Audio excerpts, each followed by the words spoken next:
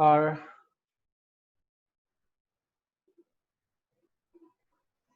okay, so for module related query, I will you can ask me just once we finish this topic or once we finish this class. Okay. सो बच्चों आज ना अपन एक बहुत ही interesting और एकदम fresh topic पढ़ने वाले हैं, ग्राफ्स। बेसिकली ये ग्राफ्स इतना इंपॉर्टेंट है कि मैं तुम्हें फिजिक्स में कुछ पोर्शन बिना फॉर्मूले के भी सिखा सकता हूं, अगर तुम्हें ग्राफ की स्टडी करना बहुत अच्छे से आ जाती है तो। मैं तुम्हें फिजिक्स में कुछ पोर्शन ग्राफ से इतने बढ़िया तरीके से सिखा सकता हूं कि तुम्हें उसके फॉर्मूले, उसका कॉन्सेप्ट पता हो, लेकिन अगर फॉर्मूले नहीं भी पता हो तो भी तुम सिर्फ ग्राफ की स्टडी करके आंसर्स निकाल सकते हो। तो जो तुम्हें बचपन में ग्राफ पढ़ाए जाते थे ना, जैसे कि तुमने बार ग्राफ पढ़ा है, फिर तुम वो ग्रीन कलर की ग्राफ शीट लेके आते थे, उस पर पॉइंट मार्क करते थे, थोड़ा सा वहीं से स्टार्ट करते हैं एकदम बेसिक से और समझते हैं ग्राफ का सिग्निफिकेंस क्या होता है, क्या क्यों जरूरी है ग्राफ पढ़ना। देखिए ग्राफ पढ़ने के लिए दो एक्सिस होना बहुत जरूरी है। क्या जरूरी है? दो एक्सिस का होना बहुत जरूरी है। वैसे तो ये 4 एक्सिस सिस्टम आ गया, अपन 2 एक्सिस सिस्टम ले लेते हैं।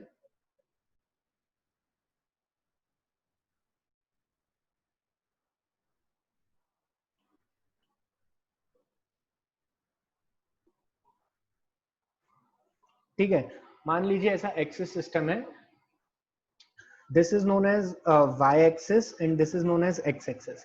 मैं भी आपसे कुछ नहीं कह रहा हूं कि आप मुझे लीनियर सिस्टम बताओ, आप मुझे क्वाड्रेटिक बताओ, आप मुझे बस ग्राफ को पहचानना सीखो। अभी आपके लिए सिर्फ इतना काम है कि आप ग्राफ को पहचाने। मैं जो यहाँ पे ड्रॉ कर रहा हूँ उसका मतलब क्या है, देखो अपन ने एक शेप ड्रॉ करा यहाँ पे ऐसा, थोड़ा सा गलत हो गया,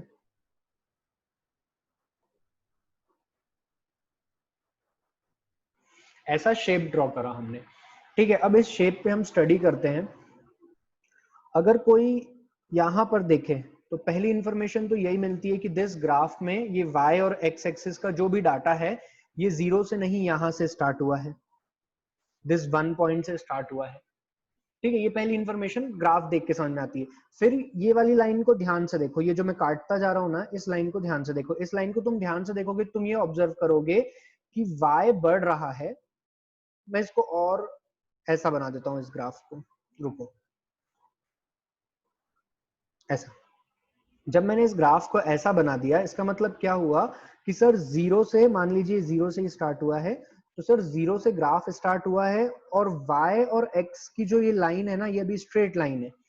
0 से लेके 1 पॉइंट तक जो लाइन बनी है ना सर, ये वाली लाइन, ये जो लाइन बनी है, ये जो है ये स्ट्रेट लाइन है। ये स्ट्रेट लाइन है, मतलब कि जितना आप यहाँ पर x की वैल्यू को बढ़ाते जाओगे, आगे आते जाओगे, उतनी ही ऊपर y की वैल्यू भी बढ़ती जाएगी। लेकिन सर हम अगर यहाँ देखें ना, तो यहाँ ऐसा नहीं हो रहा इतने एरिया में।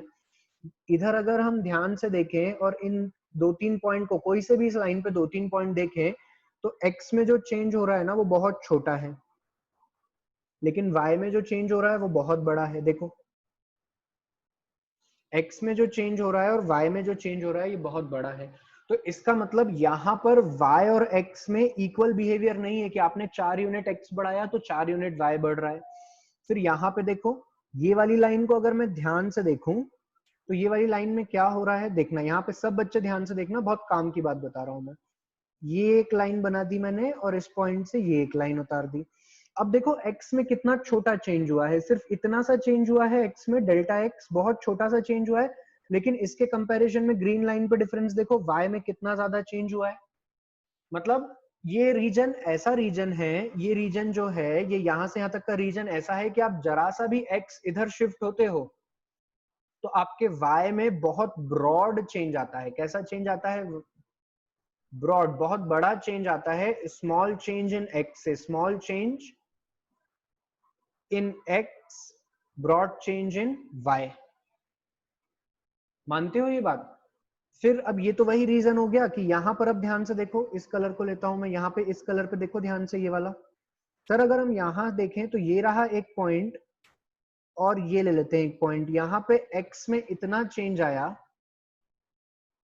लेकिन y में तो सर काफी सिग्निफिकेंट चेंज है। देखो आप यहां से ये इतना ज्यादा चेंज आया है y में। और सर यहाँ तो बहुत ही अजीब हो गया है, अगर हम यहाँ पे ध्यान से देखें, ये वाले रीजन को हम ध्यान से देखें तो ये यहां से यहां तक का जो रीजन है, इस रीजन में x में ही चेंज हुआ है सर, y में तो कोई चेंज ही नहीं हो पाया, y तो एज इट इज रहा. So this is the reason where only x change but no change in y. सिमिलरली अगर हम यहां पर देखें, ये वाले रीजन में, अगर हम ये वाले रीजन में देख लें, कौन सा कलर, चलो ये वाले रीजन में अगर हम ध्यान से देखें तो सर ये वाले रीजन में ना x में तो 0 जहां खड़े थे वही है, लेकिन y में देखिए सर कितना ज्यादा चेंज हो चुका है, डेल्टा y बहुत ज्यादा चेंज हो चुका है. So this are the relations, ये जो ऐसी चीजें मैं तुम्हें बता रहा हूं, this are the change in y and x जो कि हमने इन लाइनों से पढ़े हैं. अब अगर इत्तेफाक से इस y की जगह पे मैं यहां पे लिख देता हूं प्रेशर और यहां पे लिख देता हूं वॉल्यूम, प्रेशर और वॉल्यूम, तो नहीं चाहते हुए भी तुमने प्रेशर और वॉल्यूम का वेरिएशन पढ़ लिया ना कि 0 से 1 रीजन में कैसा है, 1 से ग्रीन वाले रीजन तक कितना है, ब्लू वाले रीजन में कैसा है, ऑरेंज वाले रीजन में कैसा है. तो तुमने नहीं चाहते हुए भी प्रेशर और वॉल्यूम के बारे में जानकारी ले ली. और सर आप बार बार एक ही बात कह रहे हो, बहुत छोटा बहुत छोटा बहुत छोटा, तो ये कहीं आप डिफरेंशिएशन से कनेक्ट तो नहीं कर दोगे. तो मतलब अगर हम डिफरेंशिएशन पढ़ चुके हैं, अगर हम इंटीग्रेशन पढ़ चुके हैं, तो हम इसे ग्राफ में भी अप्लाई कर दें तो हम ग्राफ से और बातें जान जाएंगे. अभी मैं उसका भी एप्लीकेशन बताता हूँ. पहले बताओ, क्या ग्राफ पढ़ना आया, y और x के बीच में रिलेशन समझ में आया? कोई भी फिजिकल क्वांटिटी हो सकती है, यहाँ वेलोसिटी हो सकती है, यहाँ टाइम हो सकता है, यहाँ एक्सेलरेशन हो सकता है, डिस्प्लेसमेंट हो सकता है. तो क्या हम अलग अलग फिजिकल क्वांटिटी को x और y की जगह पर रख के उनका वेरिएशन देख सकते हैं? So is it clear to everyone? बोलो यार, सारे बोलो, मिलके बोलो, जोर से बोलो.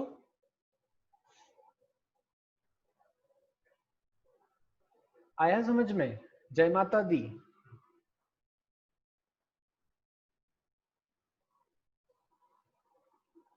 एग्जैक्टली बेटा, ये फिजिकल क्वांटिटी ही तो है. All physical quantities can be represented with the help of graph. अभी आगे जाकर के मैं थीटा का भी एंगल सिखाऊंगा तुम्हें कि थीटा और साइन थीटा के बीच में ग्राफ कैसे बनाना है. So all quantity can be represented. ठीक है, अब चलो थोड़ा और आगे चलते हैं. आप अगर देखो, ये y एक्सिस, ये x एक्सिस, मान लो ग्राफ कुछ ऐसा बना. मेरे पास यहाँ पे छोटे से रीजन की वैल्यू है. क्या है मेरे पास? यहाँ पे छोटे से रीजन dx की वैल्यू है.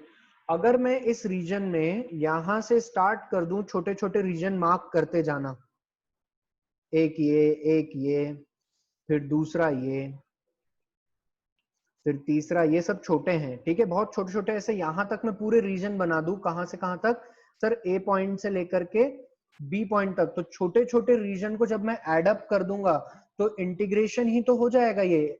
बोलो यार, इंटीग्रेशन ही तो हो जाएगा. Addition of small areas, addition of small area. इसका मतलब क्या मैं डायरेक्टली एक स्टेटमेंट सिखा दूं तुम्हें? कैसा स्टेटमेंट सर? कि किसी भी ग्राफ का y और x एक्सिस के अंदर जितना भी ये एरिया होता है, ये इंटीग्रेशन से निकाला जा सकता है. y dx, बोलो यार, y dx integration is equal to area of the graph. और शायद से ऐसा ही कुछ एप्लीकेशन हमने पढ़ा भी था इंटीग्रेशन में. गेटिंग? हम इंटीग्रेशन को कनेक्ट कर रहे हैं ग्राफ के साथ. और ये जो छोटे छोटे से एलिमेंट है, these are the differential elements, differential elements.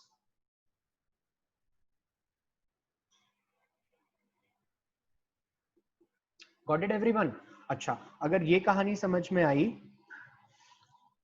तो अब हमें ग्राफ में पढ़ना क्या है. अब देखो, ग्राफ ना हर चीजों का, हर फंक्शन का ग्राफ नहीं बनाया जा सकता. पहले तो फंक्शन कितने टाइप के लिखवाऊंगे यहाँ पे. तो फंक्शन के टाइप हो सकते हैं trigonometric function, trigonometric function, linear की जगह मैं बोलता हूँ पॉलिनोमियल फंक्शन, पॉलिनोमियल फंक्शन.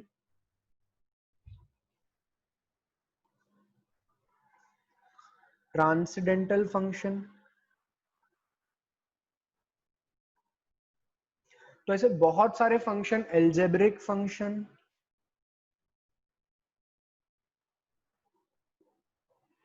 तो ऐसे बहुत सारे फंक्शंस के हम ग्राफ बना सकते हैं ना। और जब बच्चों हम इनके ग्राफ बना रहे हैं तो अच्छा, ऐसे बहुत सारे, ये बेटा इसमें आ गया प्रांजलि।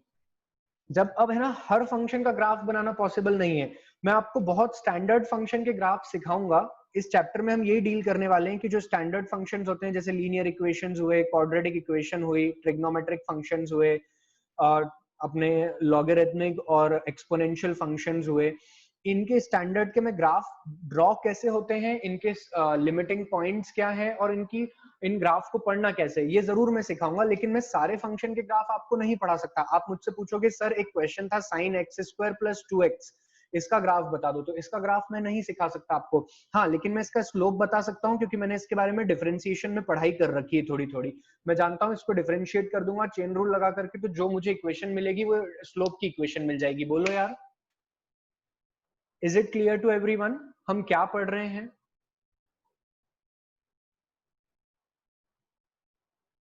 अच्छा, तो एक चीज हमने ग्राफ में यूज देखा इंटीग्रेशन का। किसका यूज देखा? इंटीग्रेशन का। एक और देखो, कभी कभार ग्राफ में ना डिफरेंशिएशन का भी यूज आता है। मान लो कोई ग्राफ ऐसा है किसी फंक्शन का, मान लो वेलोसिटी और टाइम का ग्राफ ऐसा बन गया, मान लो फॉर इंस्टेंस ऐसा बन गया।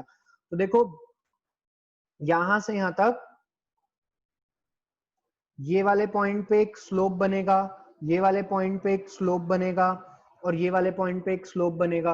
तो इन सब पे अगर मुझे स्लोप थीटा निकालना है, इन सब पे मुझे स्लोप थीटा निकालना है, तो उसके लिए मैं डिफरेंशिएट ही तो करूंगा। अब मैं इस ग्राफ को हर बार थोड़ी ड्रॉ कर सकता। मान लो मेरे को कोई कह दे कि किसी फंक्शन का या किसी पार्टिकल की वेलोसिटी है T cube 3t² plus T, इस तरीके से टाइम के साथ बदल रही है, तो मुझे इसका ग्राफ बनाना थोड़ी आता है। लेकिन अगर मेरे को कभी किसी का ग्राफ भी दे दे, तो उस ग्राफ से मैं स्लोप भी पता कर सकता हूँ। मतलब डिफरेंशिएशन का मैं ग्राफ के साथ यूज कर रहा हूँ। डिफरेंशिएशन का बोलो ना यार, मैं ग्राफ के साथ यूज कर रहा हूँ।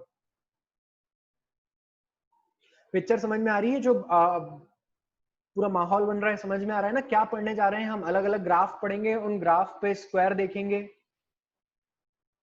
उन ग्राफ पे हम स्लोप देखना सीखेंगे, उन ग्राफ का एरिया देखेंगे, हम ग्राफ का नेचर समझेंगे। चलिए, समझे इतना? लिखें, graphs are the representation, graphs are the representation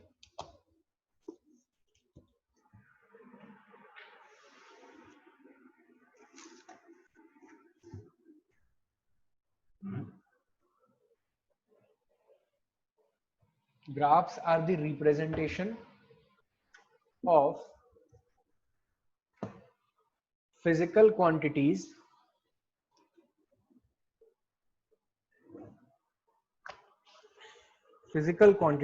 and understanding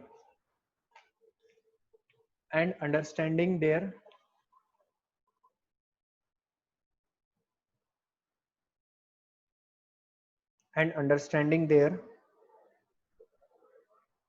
interdependency।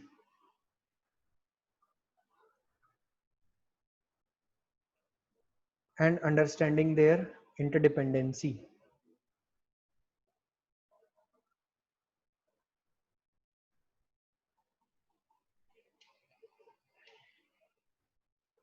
ठीक है, चलिए मैं यहां से एक एक करके बताता जा रहा हूं।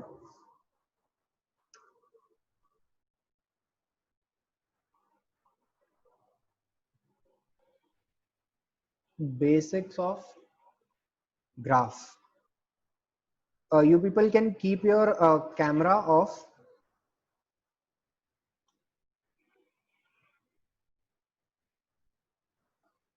You people can keep your camera off।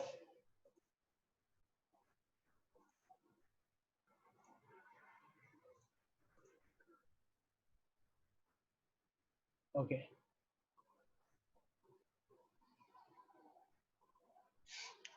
Basics of graph। तो बेसिक्स ऑफ ग्राफ में what we are doing is, आपने पढ़ा होगा y is equals to f of x, where y is the dependent variable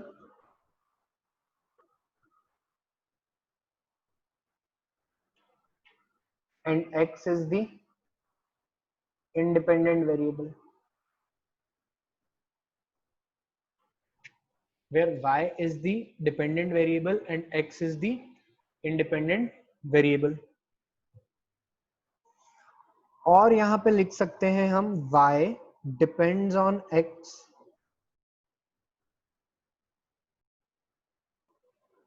y depends on x.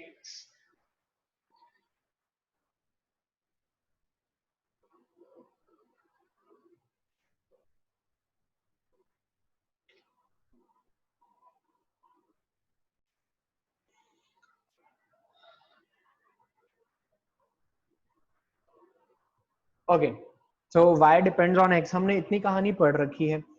यहीं पर x axis पर independent variables आते हैं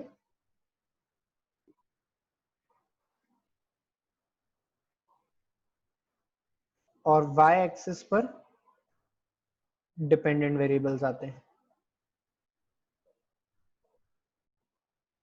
इतना लिखो सब लोग।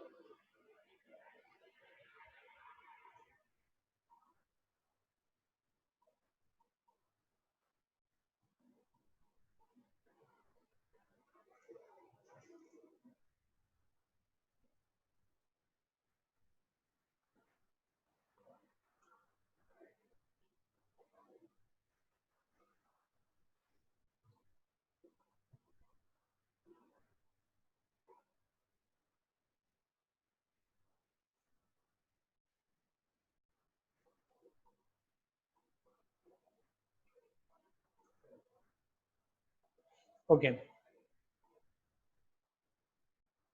No there is no lag.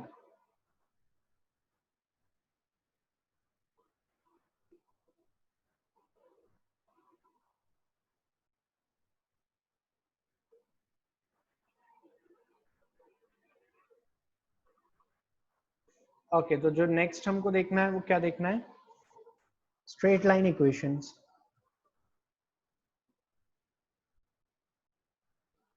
चलिए इधर देखिए, स्ट्रेट लाइंस में क्या होता है? द जनरल इक्वेशन, अब देखो पहले मैं बता देता हूं, ग्राफ पर ना, इस ग्राफ को अगर तुम ध्यान से देखोगे तो इस ग्राफ पर लाइन कैसे ड्रॉ की जा सकती है?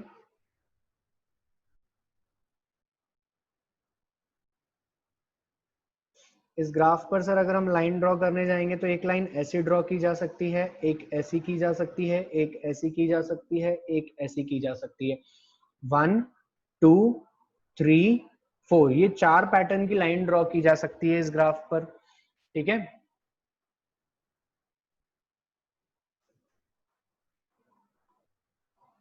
इस ग्राफ पर ये 4 पैटर्न की लाइन ड्रॉ की जा सकती है। अगर ये 4 पैटर्न की लाइन इस पर ड्रॉप की जा रही है तो द बेसिक और general equation of a straight line, जो एक स्ट्रेट लाइन की जनरल इक्वेशन होती है, is y is equals to mx plus c। y is equals to mx plus c। पहली बात तो it is a two variable equation,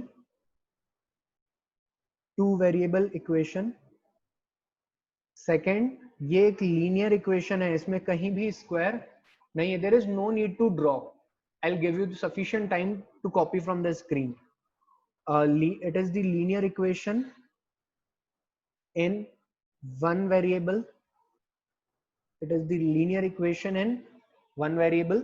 अच्छा, इसमें कहीं भी स्क्वायर नहीं है, मतलब यहाँ पे आपको ध्यान रखना है कि जब कभी भी आपको ऐसी इक्वेशन मिलती है, इसका मतलब यह है कि ऐसी इक्वेशन हमेशा क्या देने वाली है? हाँ, linear equation in two variable. Okay, हाँ, आपको हमेशा ध्यान रखना है कि जब कभी भी हमको कहीं भी लीनियर इक्वेशन दिख रही है दो वेरिएबल में, तो वो मिल करके हमेशा उनके जो रिजल्ट होंगे या उनका जो बिहेवियर होगा वो एक स्ट्रेट लाइन की तरह ही होने वाला है। वन सॉल्यूशन आएगा बिल्कुल, लेकिन इनका जो बिहेवियर है वो कैसा होने वाला है, एक स्ट्रेट लाइन की तरह ही होने वाला है। अब इसका फिजिक्स में यूज कैसा आता है, तो कोई दे देगा velocity is equals to 2t+1। Velocity जो है वो टाइम के ऊपर ऐसे डिपेंड कर रही है, तो तुम ब्लाइंडली कह सकते हो कि इस रिलेशन में अगर मुझे कभी ग्राफ बनाने को आया तो it will be a straight line, it can never be a curve. कोई सर्कल नहीं बनना है, कुछ भी नहीं बनना है, it will be always a straight line. और अगर स्ट्रेट लाइन दी होगी तुम कह सकते हो स्ट्रेट लाइन, मान लो अगर कोई क्वेश्चन में दे दे कि this is a velocity time graph, this is a velocity time graph, तो तुम कहोगे अच्छा इसकी इक्वेशन हमेशा एक टू वेरिएबल लीनियर इक्वेशन ही आने वाली है, इसके अलावा कुछ भी मिलने वाली नहीं है। इतना समझे क्या? अच्छा, लेकिन सर अगर यही इसकी इक्वेशन है तो क्या हम एक ही इक्वेशन से 1 2 3 4 को रिप्रेजेंट करेंगे? बिल्कुल, लेकिन इसमें m और c का थोड़ा सा चेंज होगा। m को क्या बोलते हैं? m को बोलते हैं स्लोप, जो कि तुमने बहुत अच्छे से पढ़ा है डिफरेंशिएशन में। Slope of the line that is tan theta. c को क्या बोलते हैं? कांस्टेंट। क्या बोलते हैं? Constant, any number. अच्छा, अब जब एनी नंबर बोल दिया तो मेरी बात को ध्यान से सुनो। एनी नंबर बोल दिया तो that any number can be positive, negative और जीरो। अगर मैंने टेन थीटा बोल दिया, मैंने यहाँ पे m को स्लोप बोल दिया, तो स्लोप कैसा हो सकता है? सर अगर हम ध्यान से देखें ना, तो आपने हमको पढ़ाया था कि स्लोप पॉजिटिव भी हो सकता है, स्लोप नेगेटिव भी हो सकता है और स्लोप जीरो भी हो सकता है। याद करो मैंने सारी बातें पढ़ाई थी स्लोप की। पॉजिटिव स्लोप मतलब थीटा 90 से छोटा, नेगेटिव स्लोप मतलब थीटा 90 से बड़ा, और जीरो स्लोप मतलब के थीटा क्या है, जीरो के बराबर है। तो c की वैल्यू भी पॉजिटिव नेगेटिव जीरो हो सकती है और m की वैल्यू भी पॉजिटिव नेगेटिव और जीरो हो सकती है, और इन्हीं के कॉम्बिनेशन से 1 2 3 4 रिजल्ट्स मिलते हैं। समझ में आया स्ट्रेट लाइन में क्या चलता है? अरे से यस और नो, सारे बोलो, मिलके बोलो, जोर से बोलो। ओके, सो इतना लिखो स्ट्रेट लाइन के बारे में फटाफट everyone.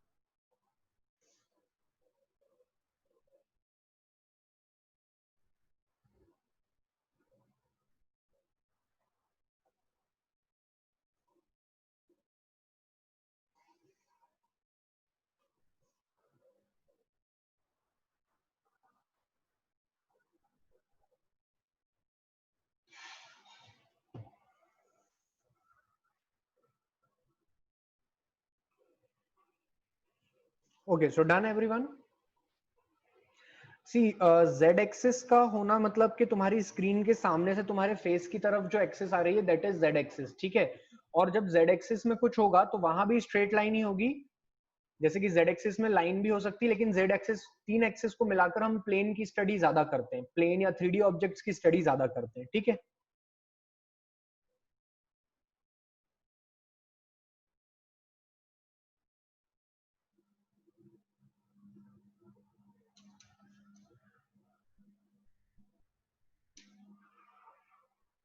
Done everyone.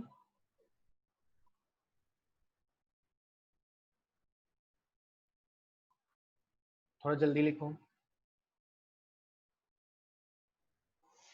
Straight line को पढ़ना बहुत जरूरी है, स्ट्रेट लाइन से खूब क्वेश्चंस आते हैं। इवन आपके 12th के एंड तक जो लास्ट टॉपिक जा रहे हैं, इन सब जगह पर ग्राफ का यूज आएगा, तो ग्राफ को यहाँ पे अच्छे से समझो।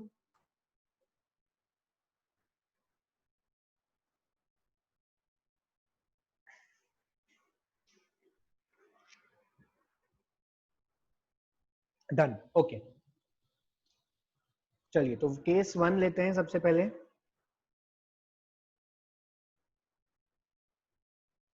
आप लोग कोशिश कीजिएगा कि एक पेज पे 2 केस लिख पाए, अपने पेज को हाफ पार्ट में ऐसे डिवाइड कर लीजिए और उस पे 2 केस लिखिएगा तो आप कंपेयर जल्दी कर पाएंगे।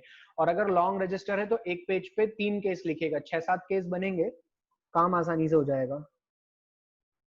केस 1, यदि m पॉजिटिव है और अभी हम c को 0 रखते हैं, c कैसा है और m is positive and c is 0, m positive है और c कैसा है, 0 है, y is equals to mx, सिर्फ यही है हमारी इक्वेशन। इक्वेशन क्या है, y इक्वल टू mx। याद रखिए जब कभी भी ऐसी सिचुएशन होती है तो उस केस में y इक्वल टू x का ग्राफ हमेशा ओरिजिन से पास करता है। कब पास करता है, ग्राफ ग्राफ ग्राफ ना बोलते हुए मैं स्ट्रेट लाइन बोलता हूं, straight line passes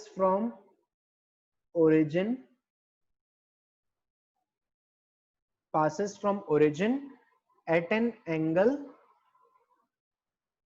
theta with slope m,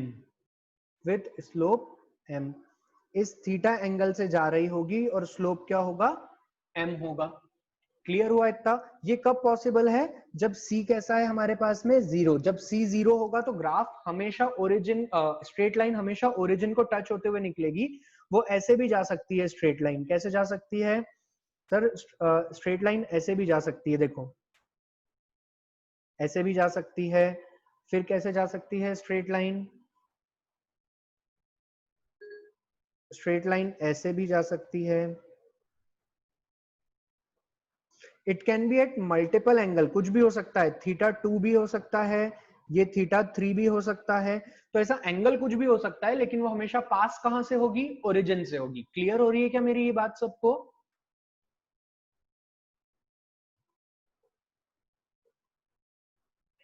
अच्छा एक नोट देखो इधर, note if theta equal, sorry, अगर इस इक्वेशन में अब m की वैल्यू पॉजिटिव बोली है ना हमने, m की वैल्यू पॉजिटिव है तो m की वैल्यू कुछ भी हो सकती है, तो m की वैल्यू भैया 360 जब होता है जब पूरा गोल घूमते हैं, लाइन को गोल घुमा नहीं रहे हम। तुम्हें तो ग्राफ ऐसा दिखेगा ना, y और x एक्सिस के बीच में ऐसा है, तो तुम देखकर चिल्ला सकते हो कि c 0 है क्योंकि ओरिजिन से लाइन पास हो रही है, y बराबर mx है, खत्म। अब ये 360 कैसे होगा मुन्ना, यहीं पे थे और यहीं से घूम के वापस आ जाओगे, फालतू बात।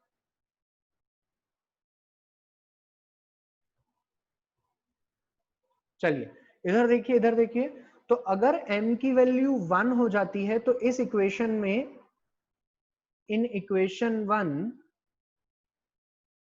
y इक्वल टू x हो जाएगा। ऐसा ग्राफ, ऐसा जो ग्राफ होता है, ऐसा जो ग्राफ होता है ये ऑलवेज पासेस फ्रॉम ओरिजिन, तो सर सभी पास करते हैं ओरिजिन से, तो ओरिजिन से पास करता है, but at an angle of 45 degree. बहुत बच्चे इस कंफ्यूजन में रहते हैं कि C 0 है तो एंगल हमेशा 45 होगा। y इक्वल टू x का ऐसा graph always passes from origin at an angle theta equal to 45 degree. कैसा, क्यों, क्योंकि m equal to 1 equal to tan theta है, तो यहां से थीटा की वैल्यू कितनी आती है, 45 डिग्री। एग्जैक्टली स्टार्ट हो रही है, या कभी ऐसे यहां से भी पास हो सकती है ऐसी करके, तो किसी भी पोजीशन में हो, it will always pass at an angle of 45 degree. The concept here is at m equal to 1, y equal to x is the equation and theta is 45. This is the concept. So kindly pen down this, everyone.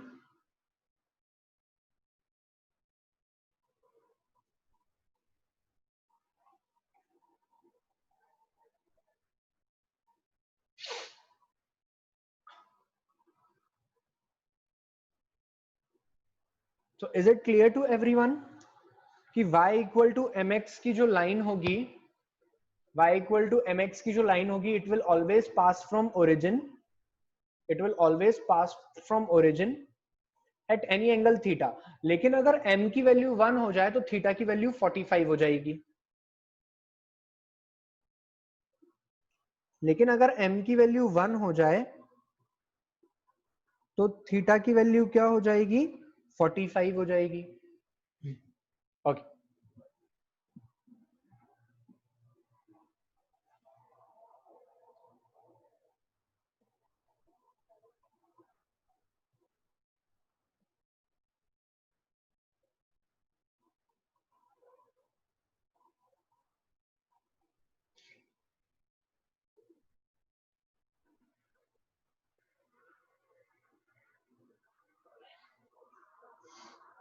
आगे चलें।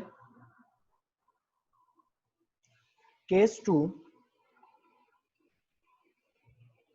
if y equal to if m is negative and c is 0, c कैसा है? 0 है। Okay, take your time,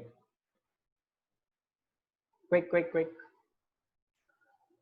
आप लोग बता सकते हैं इस केस में ग्राफ कैसा बनेगा m नेगेटिव है तो?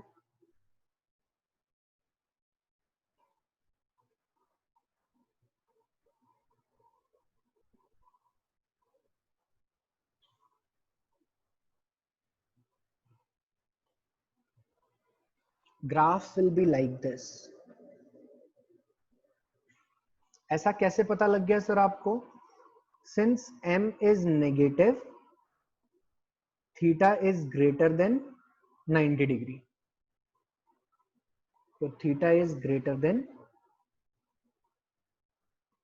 90 degree, but c is 0, therefore line will pass from origin, line will pass from origin। Zero से पास होने का रीजन क्या है? ओरिजिन से पास होने का रीजन क्या है? ओरिजिन से पास होने का रीजन ये है कि c 0 है, इसीलिए line must pass from origin. However 90 से बाहर क्यों निकल गई, या मैं कहूं सेकंड क्वाड्रेंट में क्यों आ गई, वो इसीलिए आ गई है क्योंकि उसका जो स्लोप है या उसकी जो थीटा की वैल्यू है वो 90 से ज्यादा है। Got it everyone? इसे भी लिखो।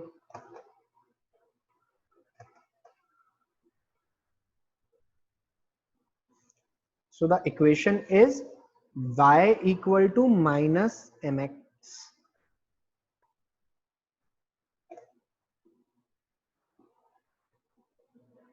अच्छा इधर देखो, एक सेकंड देखो पहले लिखने के पहले। If m equal to 1 then y equal to minus x, तो थीटा भी negative, theta will be 135 degree. अभी जिनका ट्रिग्नोमेट्री नहीं हुआ है वो याद रखें, theta will be 135 degree.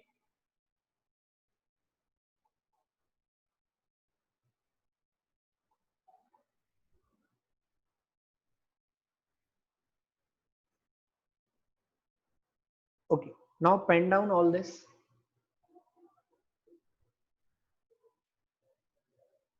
c 0 होने का केस हमने पढ़ लिया है, c इक्वल टू 0 का केस हम लोग पढ़ चुके हैं। अच्छा, अब क्या होता है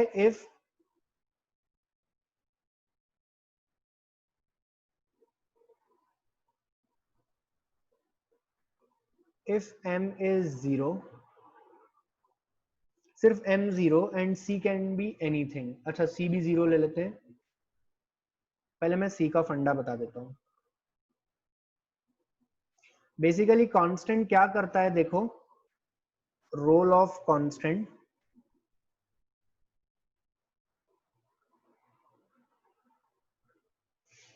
कांस्टेंट का काम होता है इस ग्राफ पे अगर वो पॉजिटिव नेचर का है तो लाइन को उतनी पॉजिटिव वैल्यू से ऊपर शिफ्ट कर देना। ओके वेट,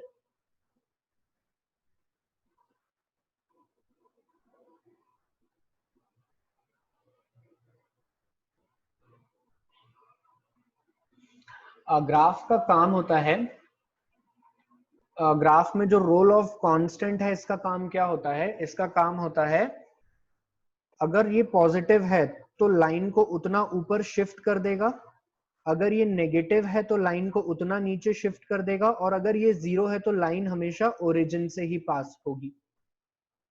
क्लियर हुआ इतना? मैं फिर कहता हूं, अगर मान लो +5 है कांस्टेंट की वैल्यू तो लाइन यहां से चालू होगी, अगर -5 है तो लाइन -5 से ऐसे जाएगी या ऐसे जाएगी, जो भी उसका स्लोप होगा वो डिसाइड करेगा कि उसे किधर जाना है। और अगर 0 है तो लाइन 0 से ऐसे जाएगी या ऐसे जाएगी। क्लियर है ये सबको?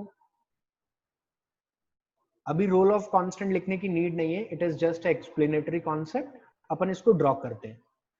सो if case 3, if m positive and c also positive, अब c 0 नहीं है, c कैसा होता जा रहा है, m भी पॉजिटिव है और c भी पॉजिटिव है। हाँ मैं एक्सप्लेन कर रहा हूं, इधर देखो सब लोग।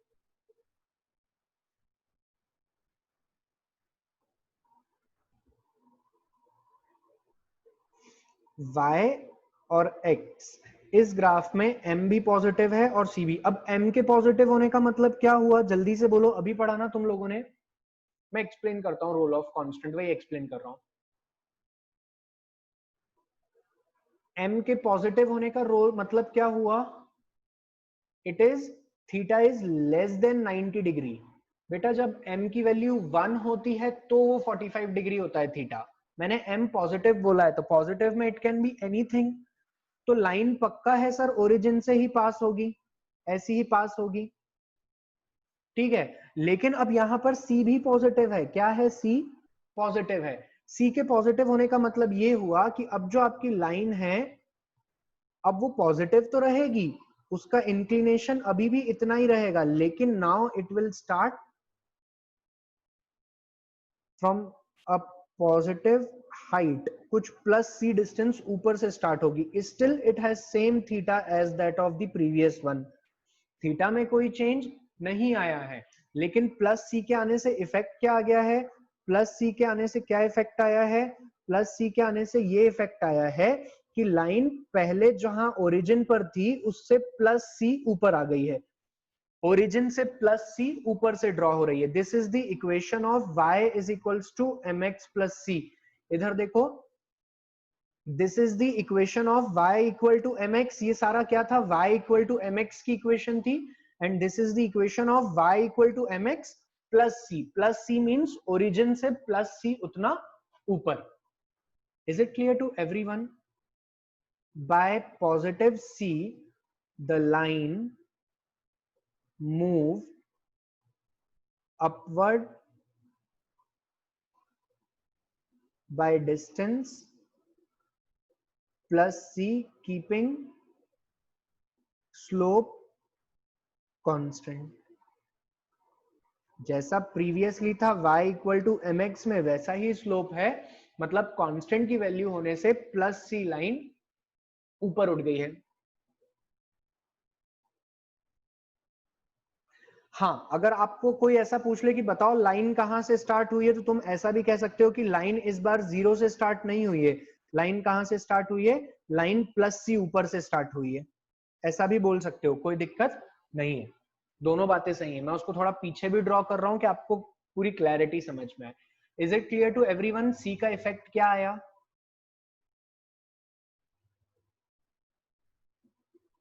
All of you?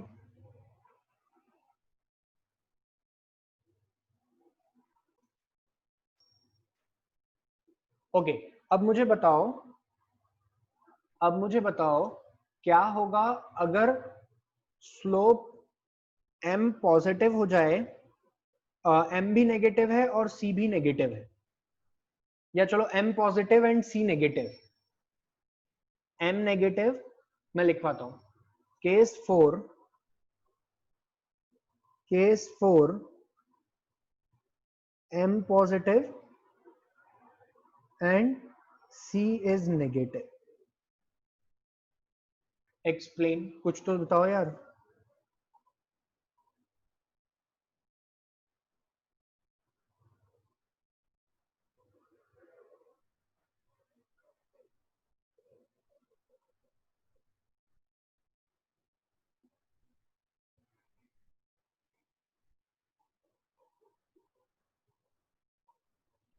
अब अगर हम यहां पर ध्यान से देखें तो ये हमारी y equal to,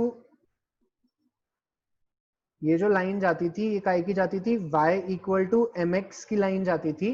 since we have a equation y is equals to mx minus c, इसका मतलब ये हुआ कि line will start with the same slope but minus c distance below the origin. क्या होगा, लाइन चलेगी तो सर वैसी ही, लेकिन वो जो लाइन है वो माइनस सी नीचे ड्रॉ होगी, माइनस सी नीचे से स्टार्ट होगी या माइनस सी नीचे शिफ्ट हो जाएगी. पहले ओरिजिन से चल पास हो रही थी, अब वो माइनस सी नीचे से शिफ्ट हो जाएगी. The line will start minus c below origin. The line will start minus c below origin. Got it everyone? This is y equal to mx minus c equation. Pen down.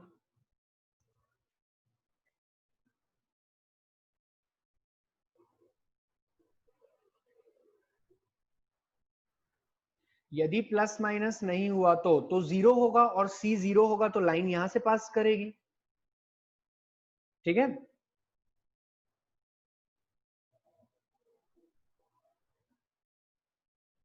चलिए आगे चलते हैं. अब एक और case देखते हैं, ये केस 4 था, केस 5 देखते हैं. m नेगेटिव, अब तुम लोग खुद बताओगे, c पॉजिटिव, और यहीं पे केस 6 भी ले लेते हैं. केस 6 m नेगेटिव और c भी नेगेटिव.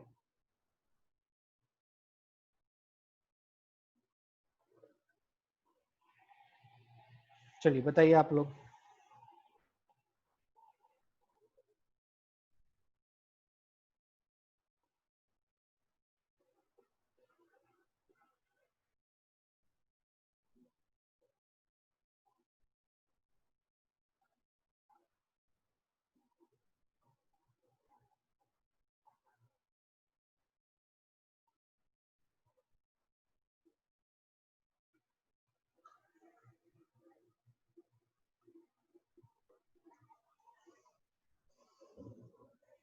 ओके, केस फिफ्थ, पहले केस फिफ्थ का देखते हैं.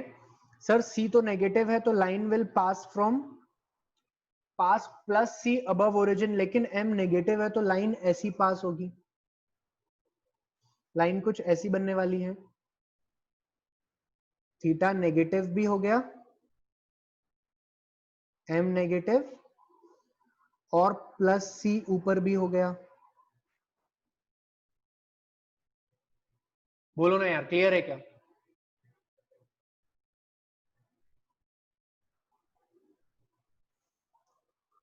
अब थीटा भी नेगेटिव है और सी भी नेगेटिव है,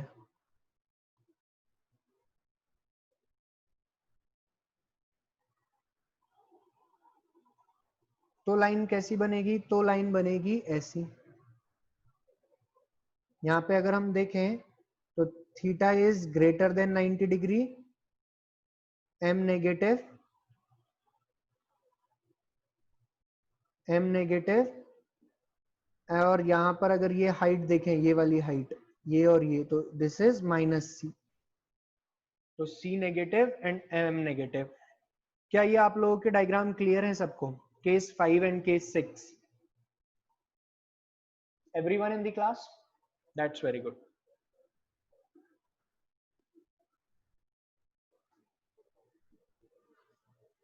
okay, last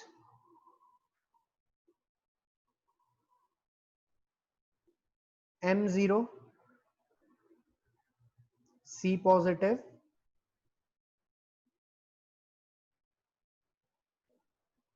m0, c negative, m0, c भी जीरो. चलिए ग्राफ बनाते हैं.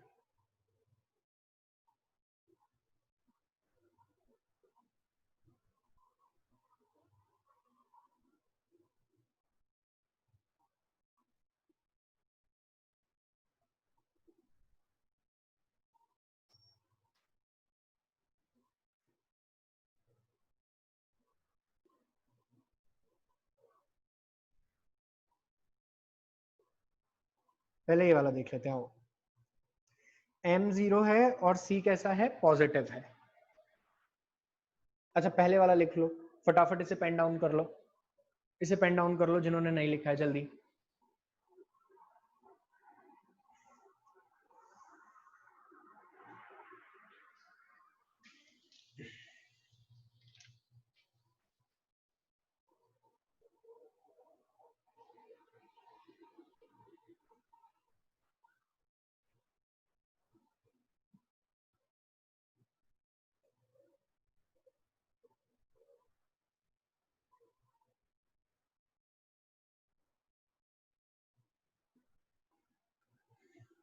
चलिए ये वाला बताएं,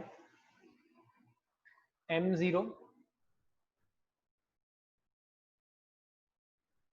पहला वाला केस m0 c पॉजिटिव। देखो एक बात लिखो, if m is 0, if m is 0, line is always horizontal, always horizontal। कैसी होती है लाइन, हॉरिजॉन्टल होती है। तो लाइन हॉरिजॉन्टल हो गई, लेकिन C पॉजिटिव हो गया, तो यहां पर लाइन कैसी बनने वाली है, यहां पर जो लाइन बनने वाली है वो बनने वाली है लाइक दिस। यहां पर क्या है, m0 है और C कैसा है, पॉजिटिव है। तो इसकी इक्वेशन होगी y equal to plus C. This is the equation of line. समझे, parallel to x axis, very good, parallel to x axis. इस वाले केस में क्या होगा, यहां पर भी m0 है लेकिन c नेगेटिव है, तो यहां पर क्या हो गया, c हो गया negative, m is 0 and this is y equal to minus c। Clear everyone.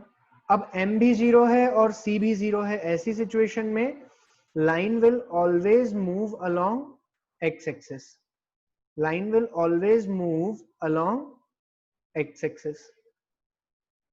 m भी 0, c भी 0, line will move along x axis, y equal to 0 always, y equal to negative। Is it clear to everyone? Or you can say coincide with x axis, very good बेटा, वो भी बोल सकते हैं। इतना समझ में आया सबको? So this is all about straight line which you have to study, okay? This is all about today's class.